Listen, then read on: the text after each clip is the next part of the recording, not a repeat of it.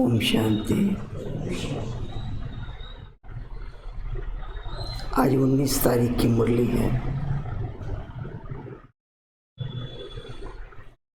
मुरली का सार है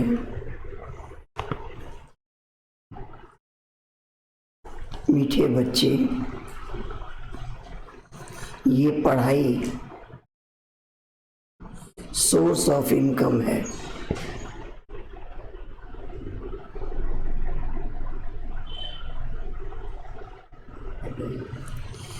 इससे तुम मनुष्य से देवता बनते हो।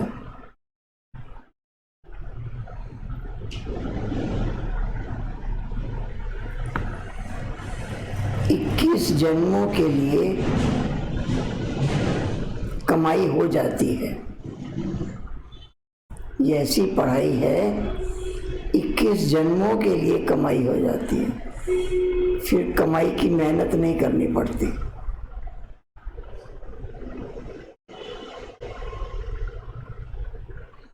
प्रश्न है, बाप जो मीठी मीठी बातें सुनाते हैं वो धारण कब होगी?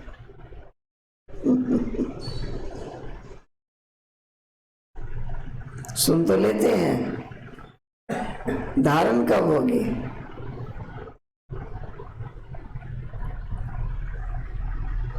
विमल भाई,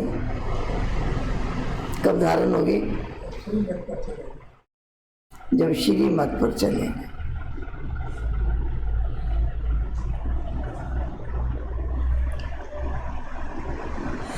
जब बुद्धि पर मत मन मत का प्रभाव नहीं होगा।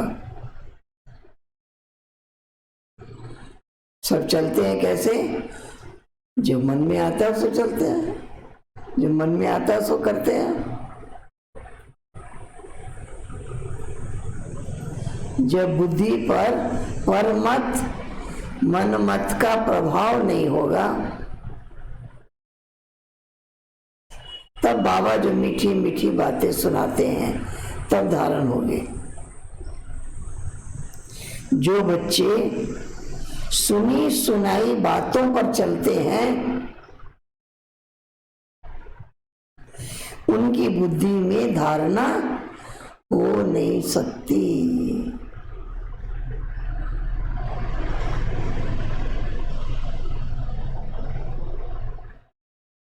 सिवाय ज्ञान के कुछ भी कोई सुनाता है, सिवाय ज्ञान के कुछ भी कोई सुनाता है तो वो जैसे दुश्मन है। इसकी बात उसकी बात उसकी बात,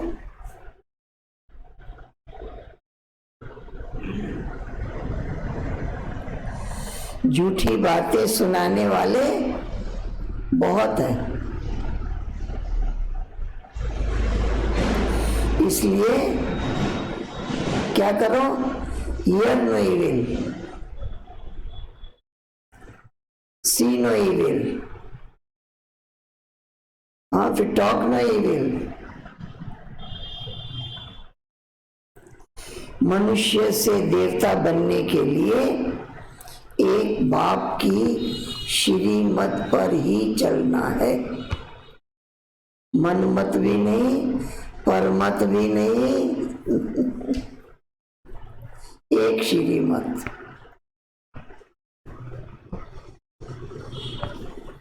गीत बजा है, हमारे तीर्थ न्यारे हैं।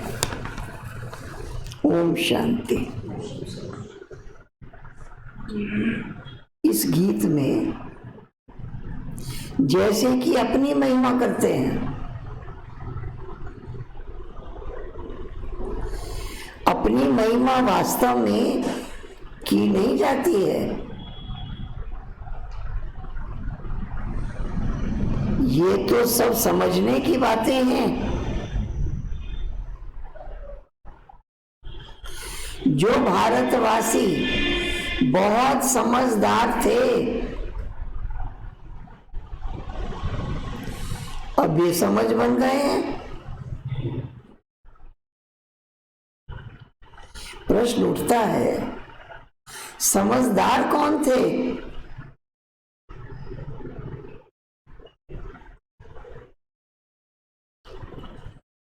ये कहीं भी लिखा हुआ नहीं है।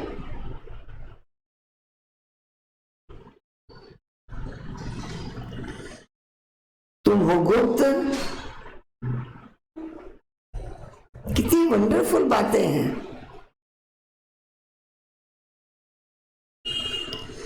एक तो बाप कहते हैं मेरे द्वारा ही बच्चे मुझे जान सकते हैं। बाबा की पहचान किसी के द्वारा नहीं मिलेगी। बाबा क्या कहते हैं? मेरे द्वारा ही मुझे जान सकते हो।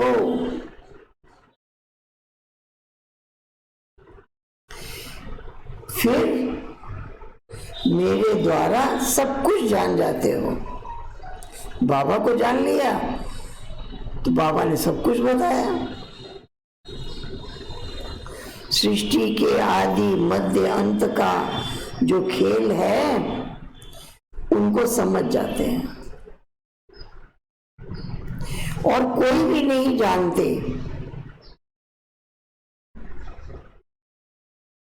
और एक मुख्य भूल की है, जो निराकार परम पिता परमात्मा शिव के बदले कृष्ण का नाम डाल दिया है।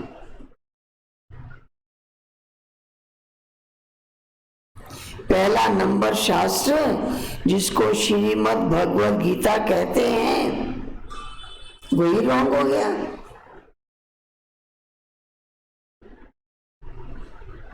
इसलिए पहले सिद्ध करके बताना है भगवान एक है।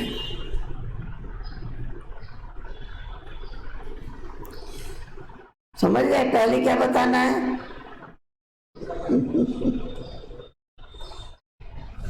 एक तो ये बताना है कि ईश्वर एक है, भगवान एक है। लोगों ने क्या कहा? सब देवी देवता ईश्वर का ही रूप है। ईश्वर एक है, फिर उनका परिचय भी एक है। लोग भगवान कहते हैं, ईश्वर कहते हैं, परिचय नहीं है। आत्मा को ही परमात्मा कह देते हैं, आत्मा ही परमात्मा है।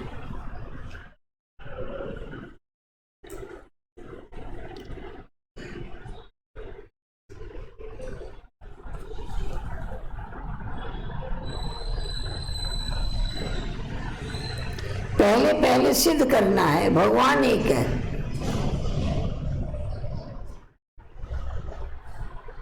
बाकी सब देवी देवता हैं।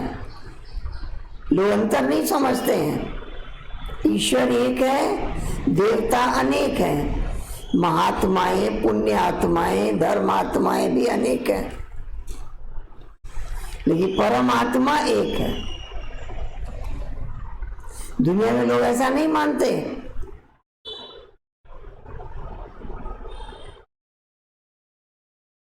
और एक का फिर एक परिचय नहीं है। फिर पूछना है गीता का भगवान कौन? बाबा सिखा रहे हैं कैसे समझाओ, ट्रेनिंग दे रहे हैं। पहले बताओ ये भगवान एक है।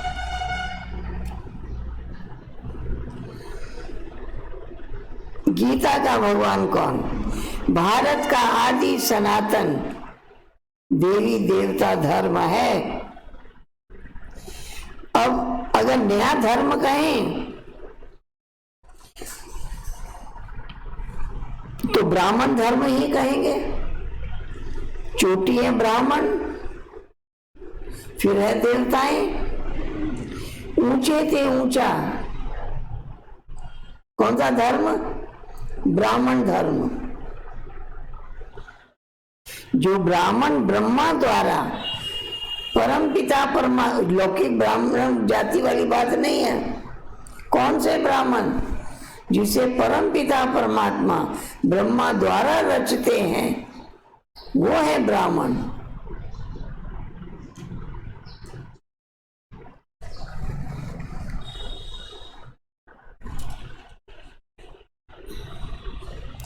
जो ब्राह्मण ब्रह्मा द्वारा परमपिता परमात्मा रचते हैं, वही ब्राह्मण फिर देवता बनते हैं। मुख्य बात है, भगवान सबका बाप है, नई दुनिया का रचयिता है। पहले एक का परिचय चाहिए। एक का परिचय नहीं होने से मन बुद्धि एकाग्र ही नहीं होता है, मन टिकता ही नहीं है।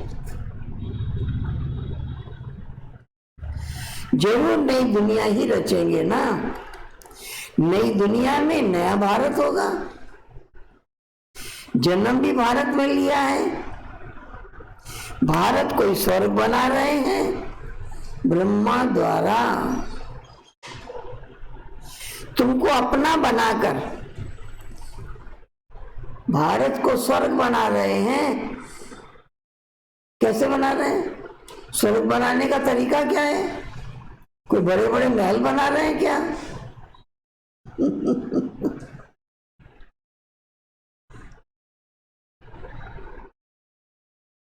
स्वर्ग बनाने का तरीका ही है मनुष्य को देवता बनाना। जब मनुष्य देवता बन जाएगा, सब कुछ उसके सामने हाजिर हो जाएगा। प्रकृति दासी हो जाएगी।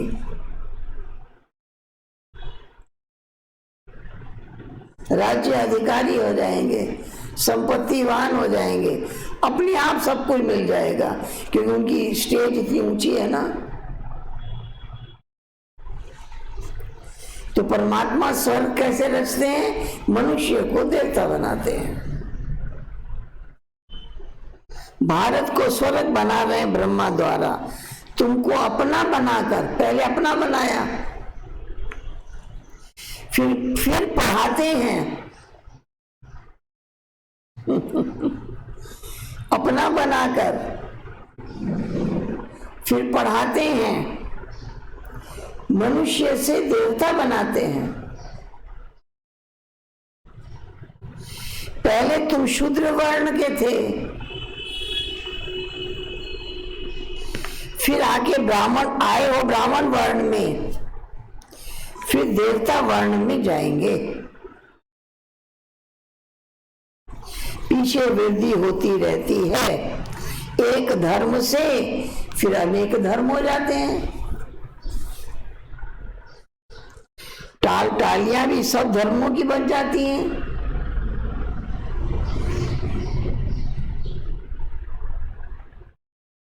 हर एक धर्म से निकलती है। पहले एक धर्म रचते हैं, उसकी फिर कई शाखाएं निकल जाती हैं। हर धर्म की शाखाएं निकल जाती हैं। 3 ट्यूब्स होती है ना, ये है मुख्य। हर एक से अपनी अपनी शाखाएं निकलती हैं। मुख्य है फाउंडेशन, फिर 3 ट्यूब्स है मुख्य। थुर है आदि सनातन देवी देवता धर्म, फिर शाखाएं निकलती हैं और धर्म निकले। जो थुर है आदि सनातन देवी देवता धर्म का, जो अभी सब राजयोग सीख रहे हो। दिलवाड़ा मंदिर बड़ा अच्छा बना हुआ है, उसमें सारी समझानी है। हम एक बार कल्प वृक्ष का चित्र समझा रहे थे, किसी को कोर्स करा रहे थे हम। तो कल्प वृक्ष में पहली शाखा है इब्राहिम द्वारा इस्लाम धर्म, फिर बुद्ध द्वारा बुद्ध धर्म, फिर क्राइस्ट द्वारा क्रिश्चियन धर्म। वो था कोई प्रोफेसर, उसने कहा आपने इस्लाम को इतना प्राचीन क्यों कर दिया? उसकी तो अभी 14वीं सदी भी नहीं हुई है। अब इसका जवाब उस टाइम मुझे आता नहीं था, मैं उसको जवाब नहीं दे सकी। मैं कहा मैं आपको पूछ के बताऊंगी। फिर मैं आबू गई, मैंने वहां पूछा ये सबसे पहले इब्राहिम को क्यों दिखाया है? तब उन्होंने हिस्ट्री बताई। सबसे पहले इब्राहिम आए। इब्राहिम के पिता मूर्तिकार थे, मूर्तियां बनाते थे।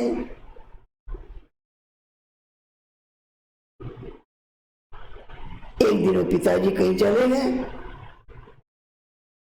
तो उस इब्राहिम ने क्या किया, किसी का बाजू काट दिया, किसी का सिर काट दिया, किसका कुछ काट दिया, किसका कुछ काट दिया।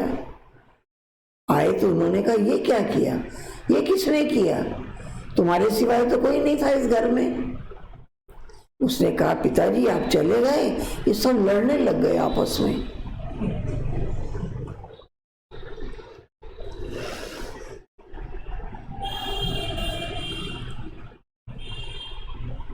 तो उसके पिताजी ने कहा तो मूर्तियां हैं, ये थोड़ी लड़ सकती हैं। उसने कहा कि आप तो इनसे इतने वरदान लेना चाहते हो, इतने आशीर्वाद लेना चाहते हो, जब ये अपने को ही नहीं बचा सकते तो फिर आपको कैसे बचाएंगे?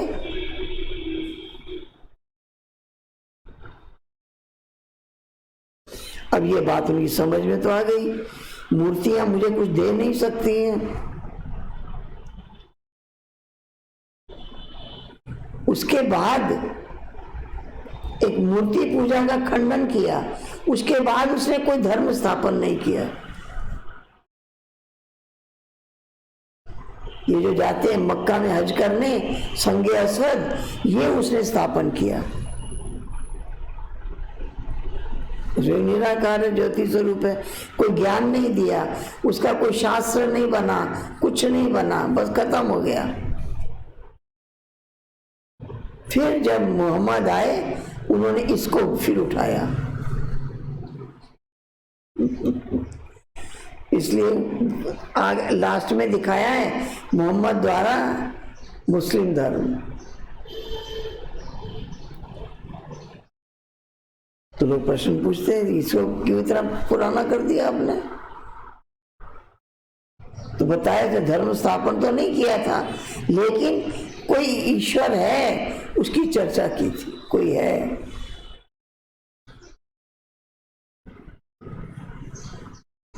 बच्चे यहाँ बैठे हैं, कल्प पहले भी तुमने राजयोग की तपस्या की थी, जैसे क्राइस्ट का यादगार क्रिश्चियन देश में है, वैसे तुम बच्चों ने यहाँ तपस्या की है, तो तुम्हारा यादगार यहाँ है बड़ा सहज, परंतु कोई जानते नहीं। सन्यासी लोग तो कह देते हैं ये सब कल्पना है, जैसी जो कल्पना करे। तुम्हारे लिए भी कहते हैं ये चित्र आदि जब तुमने बनाए ये सब कल्पना है।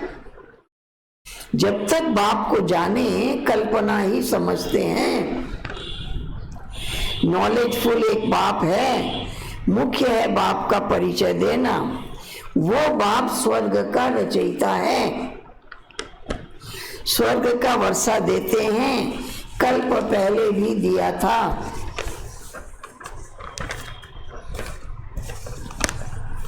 फिर 84 जन्म लेना पड़े। भारतवासियों के ही 84 जन्म होते हैं। फिर संगम युग पर बाप आकर राजधानी की स्थापना करते हैं। तुम बच्चों ने बाप द्वारा समझा है, जो अच्छी रीति समझे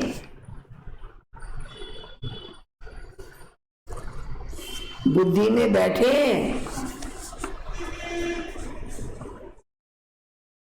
जो अच्छी रीति समझे बुद्धि में बैठे, तब तो खुशी रहे। खुशी कैसे रहेगी? जब अच्छी तरह समझे बुद्धि में बैठे तब तो खुशी रहे।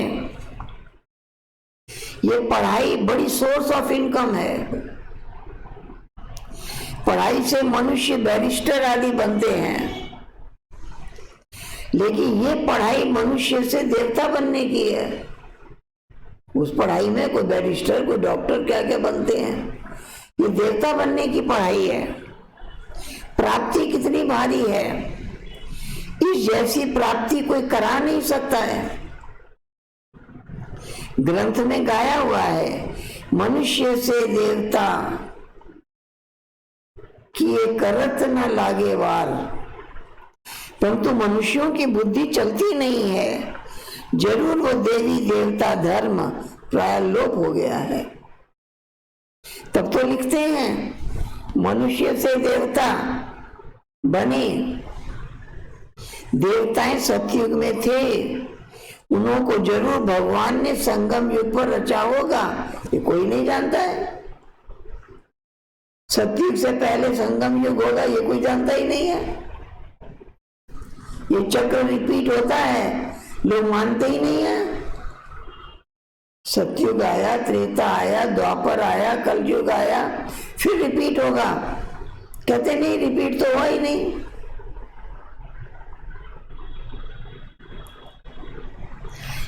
कैसे रचा ये नहीं जानते। गुरु नानक ने भी परमात्मा की महिमा गाई है, उस जैसी महिमा फिर कोई ने नहीं गाई है। निराकार की महिमा की है, इसलिए ग्रंथ को भारत में पढ़ते हैं। गुरु नानक का कहते हैं कलयुग में अवतार होता है, वो धर्म स्थापक, राजाई तो पीछे हुई है। बाप ने ये देवी देवता धर्म स्थापन किया है, वास्तव में नई दुनिया ब्राह्मणों की ही कहें।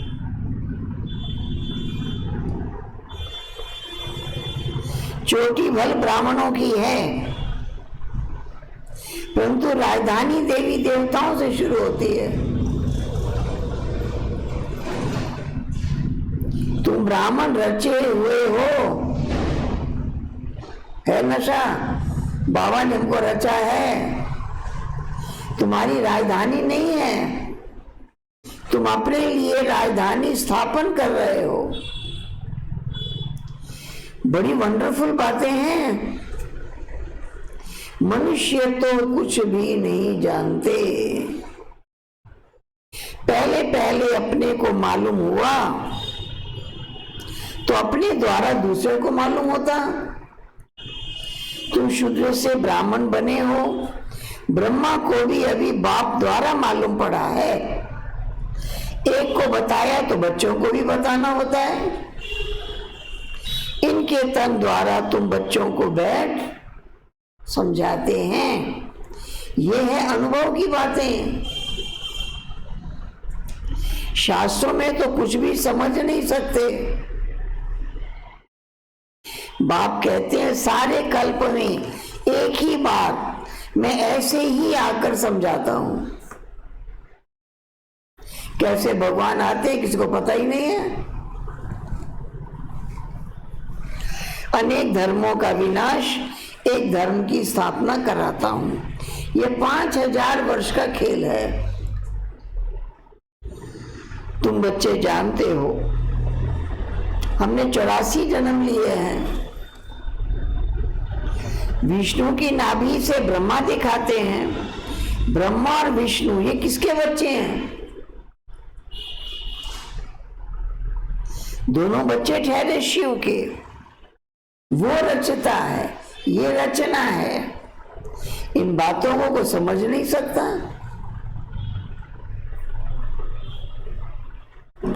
ब्रह्मा को कैसे रचा ये भी पता नहीं है। बिल्कुल नई बात है। बाबा भी कहते हैं ये नई बातें हैं। कोई शास्त्रों में ये बातें हो नहीं सकती। ज्ञान का सागर बाप है, वही गीता का भगवान है। भक्ति मार्ग में शिव जयंती भी मनाते हैं, सतयुग त्रेता में नहीं मनाते। तो जरूर संगम युग पर ही आते होंगे। ये बातें तुम समझते जाते हो और समझाते रहते हो। जो समझाने वाले बाप की महिमा है, महिमा औरों को सुनाते हो, बाबा की महिमा। जो समझाने वाले बाप की महिमा है, वो महिमा बच्चों की भी होनी चाहिए।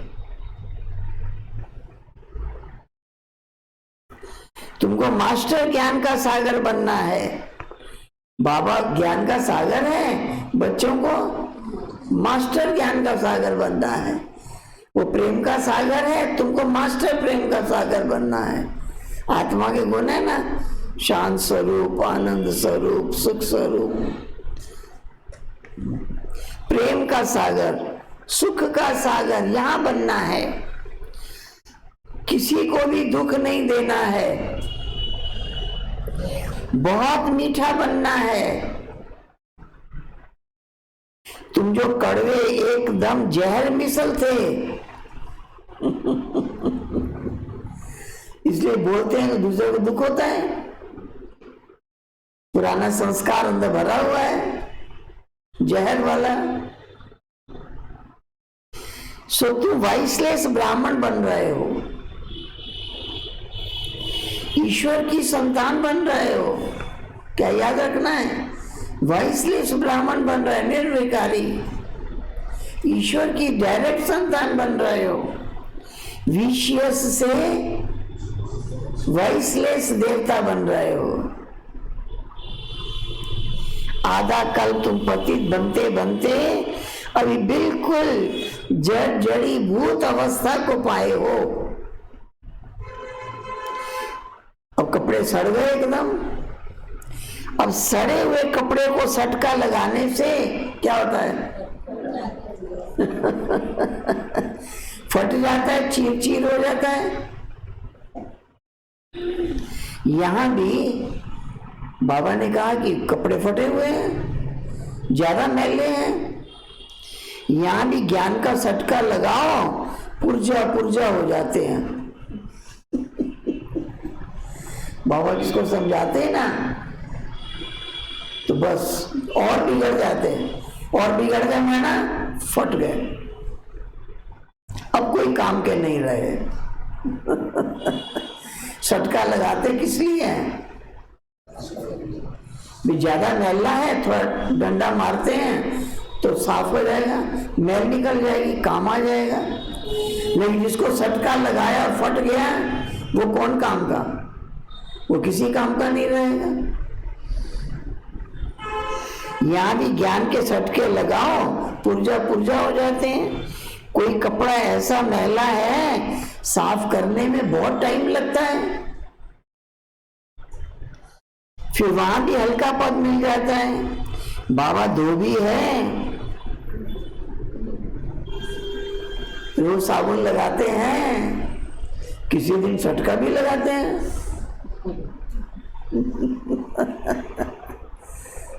है? बाबा धोबी है, तुम कौन हो? तुम कौन हो? मददगार हो। बाबा साबुन लगाएंगे, हम धो करके सुखाएंगे, मदद करेंगे। तुम भी साथ में मददगार हो।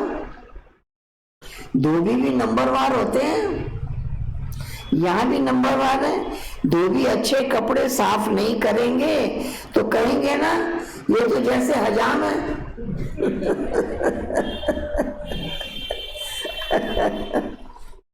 कपड़े धोया, ठीक से साफ नहीं किया। आजकल कपड़े साफ धुलाना सीखे हैं। आगे गांवों में बहुत मैले कपड़े धुलाई होते थे, नदी वदी में जाके धो लेते थे। कोई बहुत ज्यादा साफ हो जाए सो बात नहीं थी। ये हुनर भी बाहर वालों से सीखा है, कपड़ा बहुत अच्छा साफ करना। बाहर वाले कुछ इज्जत देते हैं, पैसे आज की भी मदद करते हैं, जानते हैं बहुत बड़ी बिरादरी वाले हैं। अब नीचे गिरे हैं तो गिरने वालों पर फिर तरस पड़ता है। बाप कहते हैं तुमको कितना धनवान बनाया था, अब नीचे गिर गए हो। गिरने वालों पर फिर तरस पड़ता है। माया ने क्या हालत कर दी है, तुम अभी समझते हो। क्या समझते हो? हम विजय माला के मन के थे। आता है मन में कभी?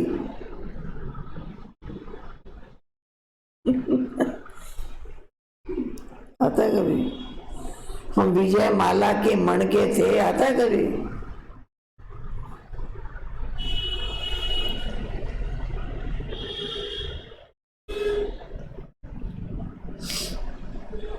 फिर 84 जन्म लेकर क्या जाकर बने हैं, वंडर है।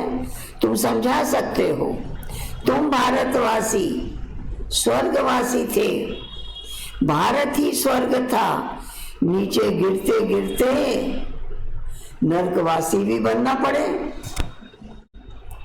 अब आप कहते हैं पवित्र बनकर स्वर्गवासी बनो। मन मना भव शिव भगवानो वाच माम एकम, याद करो। याद की यात्रा से तुम्हारे सब पाप नष्ट हो जाएंगे। शास्त्रों में लिखा है कृष्ण ने भगाया, पटरानी बनाया। तुम सब पढ़ रहे हो पटरानी बनने के लिए। परंतु इन बातों को समझ नहीं सकते हैं। अब बाप ने आकर बच्चों को समझाया है।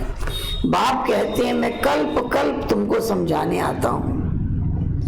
तो पहले भगवान एक है ये सिद्ध करके बताओ। समझ गए? जब किसी को समझाओ पहले क्या समझाओ? भगवान एक है। कहेंगे बाकी सब ये सब देवता है, देवता अनेक है। भगवान एक माना वो निराकार है, वो अजन्मा है, वो अभोक्ता है, अकर्ता भी कहलाता है। देवताएं जन्म मरण के चक्र में आते हैं, करनी और भरनी, जो करते हैं उसका फल भोगते हैं। परमात्मा अभोक्ता सुखदाता है, सुख भोगता नहीं है। अंतर समझाओ। एक परमात्मा में क्या अंतर? जन्म नहीं लेता, उसका शारीरिक रूप नहीं है, शरीर का नाम नहीं है। लोग इसका अंतर नहीं समझते। सब देवताओं को ईश्वर ही मान लिया है। भगवान एक है, सिद्ध करके बताओ। फिर क्या बताओ? गीता का भगवान कौन? राजयोग किसने सिखाया? भगवान ही ब्रह्मा द्वारा स्थापना कराते हैं और विनाश फिर पालना कराते हैं। ये जो ब्राह्मण हैं वही फिर देवता बनते हैं। ये बातें समझ में उनको आएगी, किनको आएगी? जिन्होंने कल को पहले समझा होगा, जो देवता कुल के होंगे। जिन्होंने कल को पहले समझा है, सेकंड बाय सेकंड जो हुआ इस समय तक समझेंगे। ड्रामा में तुम्हें बहुत पुरुषार्थ करना है। ये तो बच्चे समझते हैं, अभी हमारी वो अवस्था नहीं हुई है, टाइम लगेगा। कर्मातीत अवस्था हो जाए तो फिर सब नंबर 1 पास हो जाएं, फिर तो लड़ाई भी लग जाती, आपस में खिटपिट चलती रहेगी। तुम जानते हो जहां तहां देखो क्या दिखाई देता है? लड़ने की तैयारियां। जहां तहां देखो लड़ने की तैयारियां कर रहे हैं। तुमने जो कुछ दिव्य दृष्टि से देखा है, इन आंखों से देखना है। विनाश का साक्षात्कार किया है, फिर वैसे आंखों से देखेंगे। स्थापना का भी साक्षात्कार किया है, फिर प्रैक्टिकल में राजाई भी देखेंगे। तुम बच्चों को बहुत खुशी होनी चाहिए। ये पुराना तन है, योग से आत्मा पवित्र बन जाएगी, फिर ये पुराना शरीर छोड़ देना है। 84 जन्मों का चक्र पूरा होता है, जरूर सबको नया शरीर मिलेगा। ये भी समझने की बहुत सहज बातें हैं, समझा भी सकते हैं। कलयुग के बाद सतयुग जरूर होगा, अनेक धर्मों का विनाश जरूर होगा, फिर आदि सनातन देवी देवता धर्म की स्थापनार्थ बाप को आना पड़े। अभी तुम ब्राह्मण बने हो देवता बनने के लिए। तुम जानते हो हम शिव बाबा के बने हैं, शिव बाबा हमको वर्षा दे रहे हैं। शिव जयंती माना ही भारत को वर्षा मिला। शिव बाबा आया, क्या आकर किया? इस्लामी बौद्धि ने तो अपना धर्म स्थापन किया, बाप ने आकर क्या किया? जरूर स्वर्ग की स्थापना की। बाप ने क्या किया? स्वर्ग की स्थापना की। कैसे स्थापना की? कैसे स्थापना होती है सो तुम अभी जानते हो। कैसे स्थापना की? ज्ञान दिया, ज्ञान देकर पावन बनाया, दैवी गुण संपन्न बनाया, देवता बनाया। ये है स्वर्ग की स्थापना।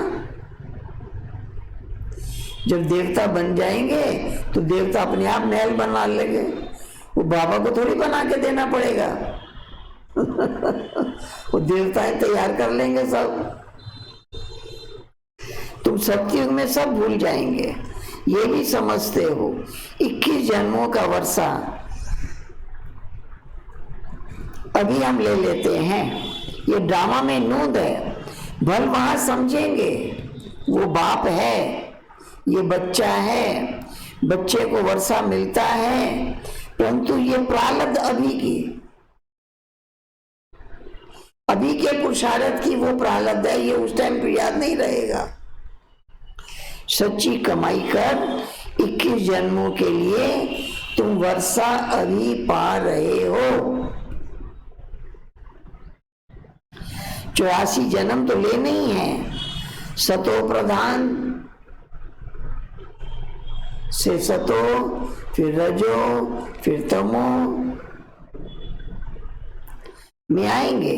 ये अच्छी रीति याद करने से फिर खुशी में भी रहेंगे। तमो प्रधान से यात्रा शुरू की, सतो प्रधान। समझाने में बड़ी मेहनत लगती है, जब समझ जाते हैं उनको बड़ी खुशी होती है। जो बच्चे अच्छी रीति समझते हैं, समझते हैं इसकी क्या पहचान है, अच्छी तरह समझते हैं इसकी पहचान क्या है, क्या पहचान है?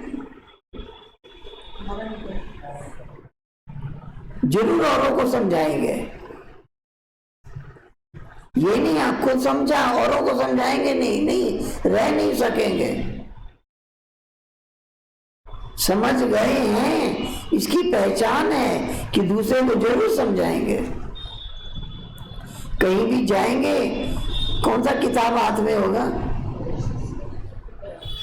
कौन सा? प्रदर्शनी वाला किताब, चित्रों वाला। किसको ऐसे कैसे समझाएंगे?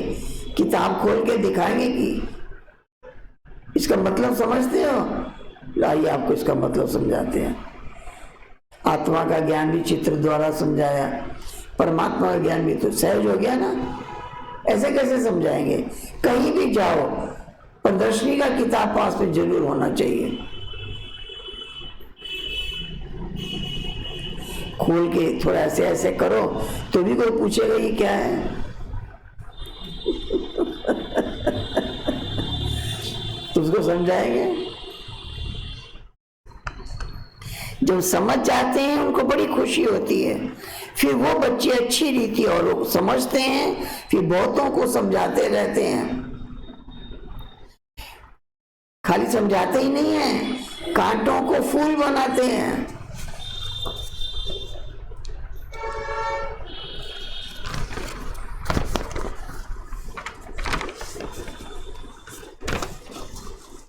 ये है बेहद की पढ़ाई। वर्षा भी बेहद का मिलता है, इसमें त्याग भी बेहद का है। पढ़ाई बेहद की है, वर्षा बेहद का है, त्याग भी बेहद का है। गृहस्थ व्यवहार में रहते क्या करना है?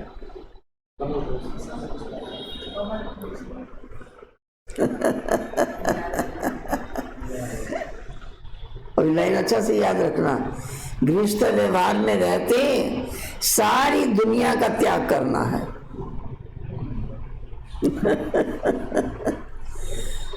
गृहस्थ व्यवहार में है लेकिन गृहस्थी नहीं है। कभी नहीं कहेंगे हम गृहस्थी हैं। देह को भूलिए, संबंध को भूलिए, दुनिया को कहां बैठ के भूल रहे हैं? परिवार में बैठे हुए हैं, सबको आत्मा की नजर से देख रहे हैं। इसको कहेंगे सबके बीच रहते सबसे न्यारा। ये ना कमल फूल समान हुआ, डिटैच।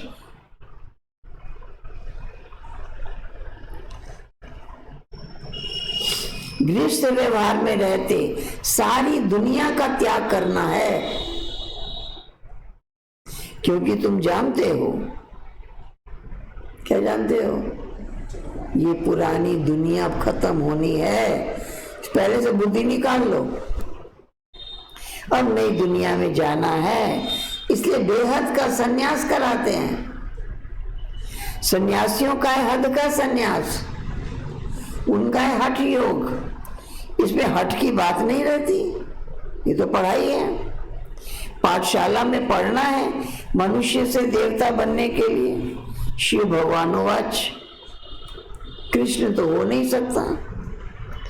कृष्ण कब नई दुनिया बना नहीं सकते, उनको हेवनली गॉडफादर नहीं कहेंगे, हेवनली प्रिंस कहेंगे। तो कितनी मीठी मीठी बातें समझने और धारण करने की है। फिर सुन भी लिया, समझ भी लिया, औरों को समझाना भी शुरू कर दिया। अब क्या चाहिए? अब दैवी लक्षण भी चाहिए। कभी भी सुनी सुनाई बातों में नहीं लगना चाहिए। व्यास की लिखी हुई बातों पर लगते लगते बुरी गति हुई ना। सिवाय ज्ञान के और कुछ सुनाते हैं, समझो ये हमारा दुश्मन है। दुर्गति में ले जाते हैं। कभी भी पर मत पर नहीं लगना चाहिए। मन मत पर मत पर चला, ये मरा। मन मत पर भी नहीं चलना है। कहते हैं हमारे जो मन में आएगा वो करेंगे। मन में माया बैठी है, इसलिए बाबा कहते हैं मन की मत पर नहीं चलना है, श्रीमत पे चलो।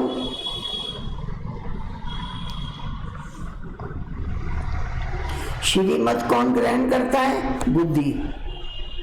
हमारी बुद्धि ग्रहण करती है।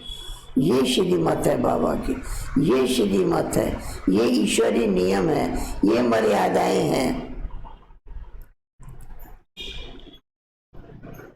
बुद्धि फिर मन को गाइड करेगी। मन मत पर मत पर चला तो ये मरा। बाप समझाते रहते हैं, झूठी बातें बोलने वाले तो बहुत हैं, तुमको बाप से ही सुनना है। Hear no evil, see no evil, talk no evil. बाप दादा आए हैं मनुष्य से देवता बनाने, तो उनकी श्रीमत पर चलना चाहिए ना। कैसे देवता बनेंगे? बाप आए हैं मनुष्य से देवता बनाने, तो उनकी श्रीमत पर चलना चाहिए ना। अच्छा, मीठे मीठे सिक्किला दे बच्चों प्रति माता पिता बाप दादा का याद प्यार और गुड मॉर्निंग। रूहानी बाप की रूहानी बच्चों को नमस्ते।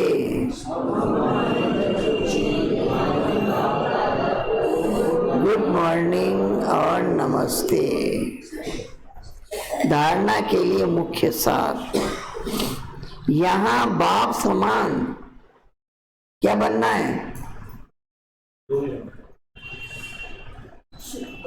सुख का सागर, शांति का सागर, प्रेम का सागर बनना है।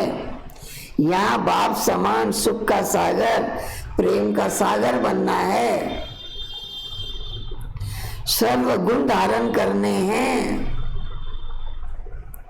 किसी को भी दुख नहीं देना है।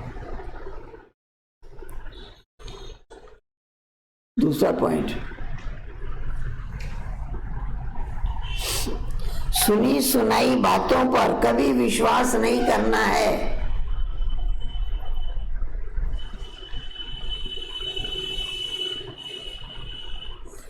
पर मत पर नहीं चलना है।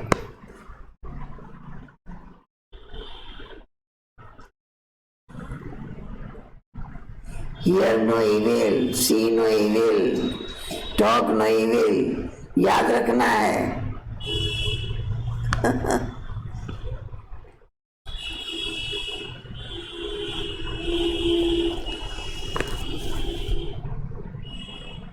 वरदान, ब्राह्मण जीवन की नीति और रीति प्रमाण, ब्राह्मण जीवन की नीति और रीति प्रमाण सदा चलने वाले, व्यर्थ संकल्प मुक्त भव। ब्राह्मण जीवन की नीति और रीति प्रमाण चलने वाले, व्यर्थ संकल्प मुक्त भव। जो ब्राह्मण जीवन की नीति रीति प्रमाण चलते हुए सदा श्रीमत की आज्ञाएं स्मृति में रखते हैं,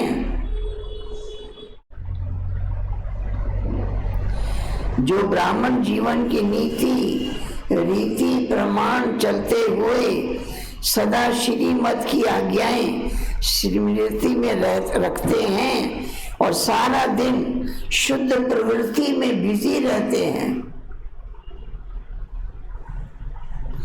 उन पर व्यर्थ संकल्प रूपी रावण वार नहीं कर सकता।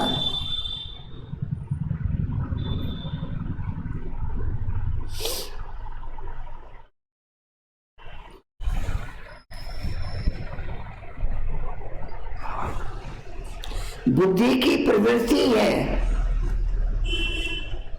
शुद्ध संकल्प करना, बुद्धि की प्रवृत्ति है शुद्ध संकल्प करना। वाणी की प्रवृत्ति है बाप द्वारा जो सुना वो सुनाना।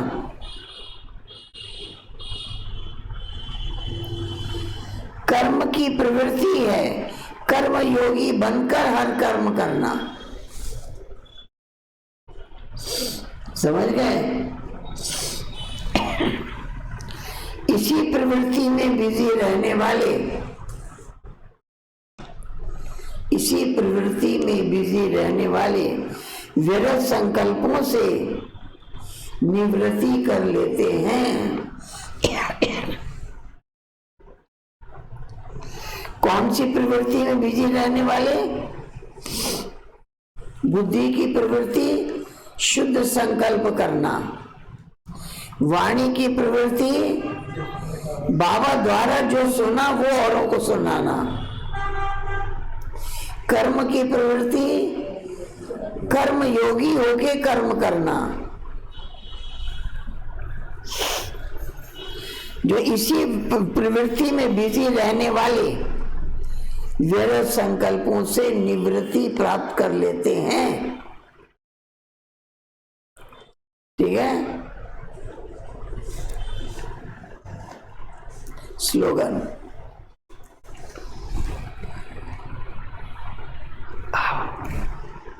अपने हर नए संकल्प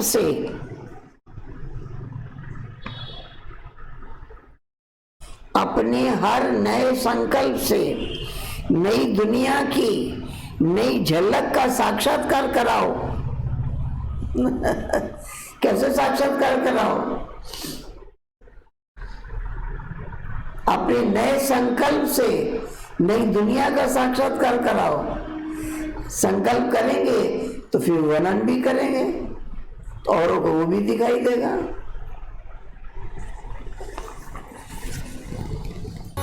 प्रभु प्यार की खुशबू पावन सी, खुशियां बरसे जैसे सावन सी, जो इस जीवन का उजियारा, प्राण प्रिय साथी वो हमारा।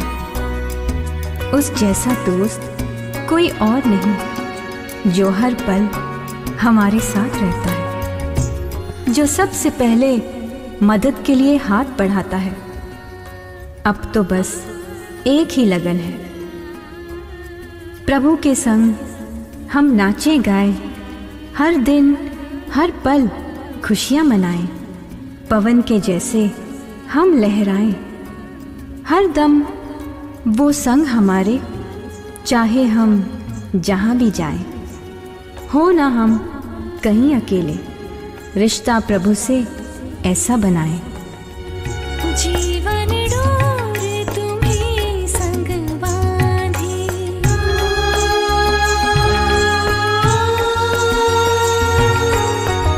जीवन डोर तुम्हीं संग बांधी, क्या तोड़ेंगे इस बंधन को, जग के तूफान धीरे आंधे, जीवन डोर तुम्हीं संग बांधी।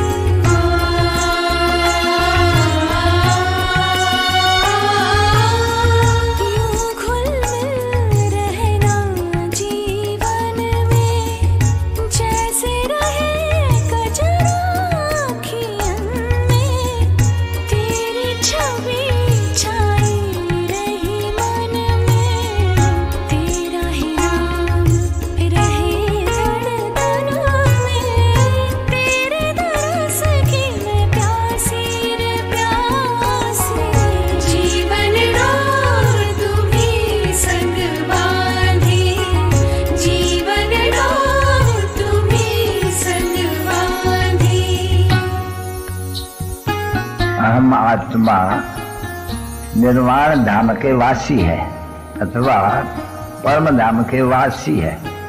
यहाँ कर्म क्षेत्र पर ये शरीर का आधार ले हम पाठ बजाते हैं। तुम्हें पाके हमने जहाँ पा लिया है, तुम्हें पाके हमने जहाँ पा लिया है, ज़मीं तो ज़मीं आसमां पा लिया है, तुम्हें पाके हमने जहाँ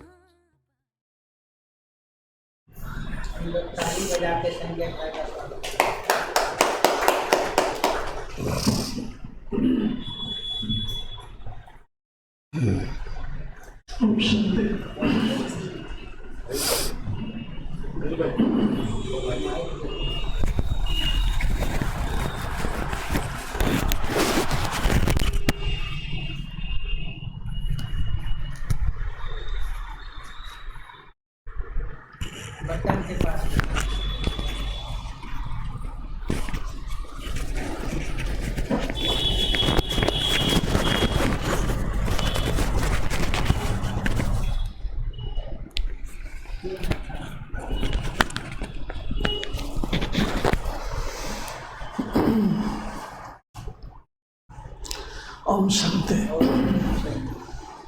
हम सभी पद्मापदम भाग्यशाली आत्माएं हैं। संगम योगी ईश्वरीय लवली लक्की परिवार के हम सभी बच्चे हैं। तो ड्रामा में कोई न कोई सीन सामने आता ही रहता है। तो आदरणीय गुलजार दादी के अंतिम संस्कार में शामिल होने का हमें भी चांस मिला। दीदी जी से हमने भी छुट्टी लिया, क्योंकि आदरणीय त्रिमूर्ति दादियाँ जिसको बाबा बार बार याद करते हैं, तो इन त्रिमूर्ति अष्टरत्न दादियों का सेवा करने का हमको चांस मिला शुरू से। तो जब हम 83 में मधुबन निवासी बने, तो शुरू में जब दीदी पार्टी लेके जाती थी 82 में, तो 82 में हमारा प्रथम बाबा मिलन हुआ। और फिर कभी कॉन्फ्रेंस अर्थ जाना हुआ तो दिल्ली पांडव भवन होते हुए हम सभी जाते थे। तो दिल्ली पांडव भवन में दादी गुलजार रहती थी, क्योंकि दिल्ली जोन के इंचार्ज थी। साथ साथ उनकी माता जी ऑलराउंडर दादी वो भी रहती थी। लेकिन हम सभी तो नए थे, तो हमको मालूम नहीं थी कि ऑलराउंडर दादी इनकी माँ है, गुलजार दादी बच्चे। बाबा ने ऐसा बनाया कि ये पता नहीं पड़ता कौन माँ है बेटी। एकदम अलौकिक परिवार, न्यारा और प्यारा। तो गुलजार दादी के बारे में हम जो जानते हैं थोड़ा बहुत, और जो हमने पढ़ा है, गुलजार दादी जी का बचपन का नाम शोभा था। और बचपन में ही गुलजार दादी 8 वर्ष की आयु में ऑलराउंडर दादी अपने माता जी के साथ यज्ञ में आई। तो यज्ञ में उस समय बाबा ने स्कूल खोले हुए थे, और बोर्डिंग में बच्चे जैसे लच्छू दादी, ईशू दादी और गुलजार दादी ये सभी बोर्डिंग में रहते थे। और स्वयं बाप दादा मन ऑलमाइटी बाबा मम्मा और दादियाँ और माताएं इन बच्चों की पालना के निमित्त थी। तो दादी कभी कभी सुनाती थी कि हमारी पालना जो है राजाओं महाराजाओं से भी बढ़कर बाबा करते थे, ठाकुरों जैसे पालते थे। तो अमृत वेले सुबह से लेकर रात्रि सोने तक बाबा बच्चों की इतनी परवरिश करती थी। तो यज्ञ में उस समय शुरू में बाबा भट्टी का प्रोग्राम देते थे। तो उस समय से गुलजार दादी जी का पाठ खुला। जब वो 8 दिन मौन भट्टी का प्रोग्राम था, तो दादी जी एकांत में और मौन में रहती थी। और उसी समय श्री बाबा ने, ऑलमाइटी बाबा ने उनकी रस्सी खींची, और उस समय सूक्ष्म बतन का राज स्पष्ट हुआ और संपूर्ण ब्रह्मा बाबा का राज। फर्स्ट टाइम गुलजार दादी वो संदेश लेके आई कि उन्होंने सूक्ष्म बतन में संपूर्ण ब्रह्मा बाबा जैसा ही देखा। तो ये नया राज जब यज्ञ में आया, तो बाबा भी पहली बार, ब्रह्मा बाबा भी पहली बार सुने। तो फिर कहा कि इनको मम्मा के पास ले जाओ। फिर वो राज स्पष्ट हुआ कि सूक्ष्म बतन में जो ब्रह्मा बाबा है, उनकी जो चमक और दमक है इस ब्रह्मा बाबा से ज़्यादा है। और उस समय से ब्रह्मा बाबा ने अपना पुरुषार्थ बहुत फास्ट किया कि उसके जैसा हम कैसे संपूर्ण ब्रह्मा बने। तो उस समय से दादी जी का पाठ शुरू हुआ। वैसे तो संदेशियाँ यज्ञ में बहुत ही, संतरी दादी भी ब्रह्मा बाबा का स्पेशल संदेशी था। बाबा कभी कभी कोई कार्यार्थ उनको भेजते थे, और संदेशी दादी भी थी, गुलजार दादी भी थी। तो जब ब्रह्मा बाबा अव्यक्त हुए, तब संतरी दादी के तन में बाबा आए। तो उस समय लोगों का संकल्प चला कि अब बाबा का रथ कौन बनेगा। तो संदेशी दादी चूंकि बाबा के रिलेशन में थे, विश्व किशोर भाऊ जो बाबा का लौकिक भतीजा थी, उनकी युगल थी, और यज्ञ के कई राज को जानती भी थी। तो संतरी दादी संतरी दादी जी। तो उन्होंने कहा कि मैं बाबा का रथ बनूंगा तो लोगों के क्वेश्चन उठेंगे और कई प्रकार की बातें होंगी, इसलिए उन्होंने मना किया। रमेश भाई इन्होंने अनुभव में लिखा हुआ है। तो फिर ड्रामा अनुसार गुलजार दादी को बाबा का रथ बनने का परम सौभाग्य प्राप्त हुआ और फिर 69 से बाबा की सेवा में 48 वर्ष तक 2017 तक अनवरत सेवा दी, एकदम हर प्रकार से। तो मैं दादी जी का थोड़ा बहुत सेवा का चांस, भोजन बनाने का चांस हमको मिला और हम निकट से जो उनसे अनुभव किया। तो जिस दिन बाबा की पधरा गमनी होती थी, जिस दिन बाबा का आह्वान होता था, तो उस दिन दादी जी प्राय एकांत में और मौन में रहती थी, बाबा की याद में रहती थी। उस दिन मिलना जुलना नहीं होता था और उस दिन दादी जी का भोजन भी बहुत हल्का होता था, सुबह का भी और दिन का भी। तो इस तरह से दादी जी बहुत रायल थी और कई ऐसे अनुभव हैं। तो दादी जी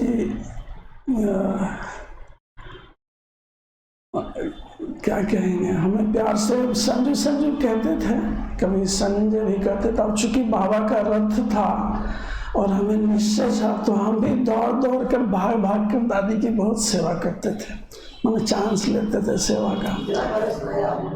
दीदी जी हम 83 से रहे, कम से कम 37-38 वर्ष।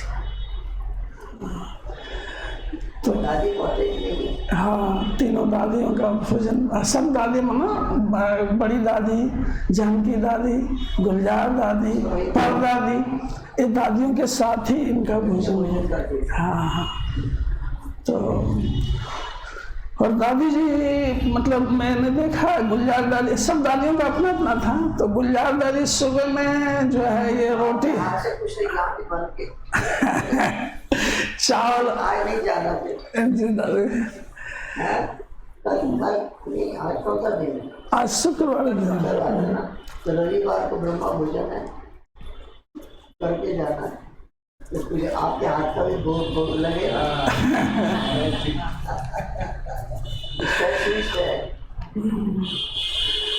तो हमने देखा कि दादी जो है सुबह अगर दादी को हम चावल रोटी ऐसा दे, नाश्ता दादी नहीं पसंद करती थी। दादी को मतलब ढोकला चटनी या इडली सांभर या क्या बोले डोसा, इस तरह का नाश्ता, सैंडविच, इस तरह का नाश्ता वो दादी पसंद करते थे, हल्का लाइट। तो कहने का मतलब कि दादी जी से तो बहुत बातें सीखने को भी मिली। और मतलब दादी जी जिस दिन बाबा आते थे उस दिन तो पूर्णतः मौन में और एकांत में रहते थे, मिलना जुलना नहीं होता था। तो इस तरह दादी जी के साथ घूमने का भी हमको चांस मिला। विजयनगरम साउथ में भी गए और कई जगह भी जाने का मौका मिला। तो ऐसे दादी जी से तो हमने बहुत पालना ली। तो ऐसे परम हस्ती, परम विभूति, दिवंगत आत्मा के लिए हम अनंत बार श्रद्धांजलि अर्पित करते हैं। ओम शांति। मुंगेर का समाचार तो ये है कि मुंगेर में भी जमीन तो हम पिछले बार ले चुके हैं और कोरोना के कारण तभी भूमि पूजन का प्रोग्राम करना है, तो दीदी जी को बुलाना है और फिर भूमि पूजन के बाद कंस्ट्रक्शन का भी थोड़ा बहुत करना है। तो दीदी जी तो कह रही हैं कि हम अभी बाहर कहीं जाना इतना होता नहीं, लेकिन दीदी को तो आना ही पड़ेगा स्पेशल केस में, यहाँ से डायरेक्ट गाड़ी के द्वारा। तो भूमि पूजन हो जाएगा तो फिर धीरे धीरे बाकी तो सब ठीक है। जमीन है, जमीन 1600 स्क्वायर फीट है, 2 कट्ठा है। हालांकि मुंगेर का स्क्वायर फीट छोटा है, 720 है, और उसके बगल में और जमीन है उसी के गोतिया का। तो वो कोई ऐसा स्टूडेंट है, वो कहता है हम आपको लेके देंगे, और वो भी देने के लिए तैयार है। तो अगर कोर्ट कचहरी खुलता है, रजिस्ट्री पॉसिबल होता है, वो लोग भी तैयार होते हैं, तो वो भी ले लिया जाएगा। क्योंकि ज़मीन मकान ऐसी चीज़ है, एक ही बार बनता है, तो वो देने वाला दे रहा है, लेने वाला भी कोई ऐसा है तैयार, तो ले लिया जाएगा और बाबा की सेवा में लग जाएगा। तो ऐसा है। ठीक है दीदी।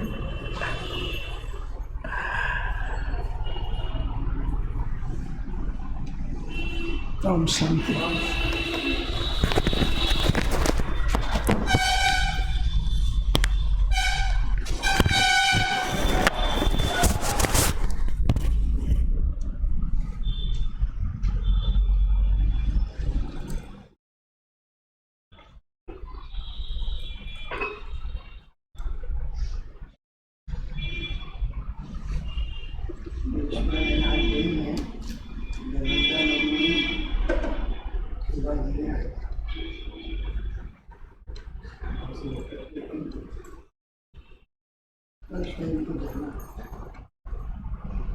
आज ही जाना पड़ेगा।